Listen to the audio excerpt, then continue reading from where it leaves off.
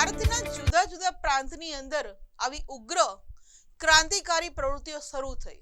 તો આ ક્રાંતિકારી પ્રવૃત્તિઓ શરૂ થઈ તો એની આરે કેટલાક સંસ્થાનો પણ સ્થાપવામાં આવ્યા કે સંસ્થાનો દ્વારા ક્રાંતિકારી પ્રવૃત્તિ થતી હતી.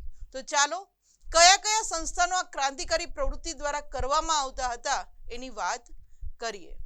એમાં સૌપ્રથમ હતી મિત્રમેળા સોસાયટી, અભિનય ભારત સમાજ, ત્યારબાદ અનુશીલન સમિતિ, અંજુમન એમ મુહિલ્લા ને વતન, ઇન્ડિયન પેટ્રિયોટ્સ એસોસિએશન એટલે કે ભારત માતા માટેની.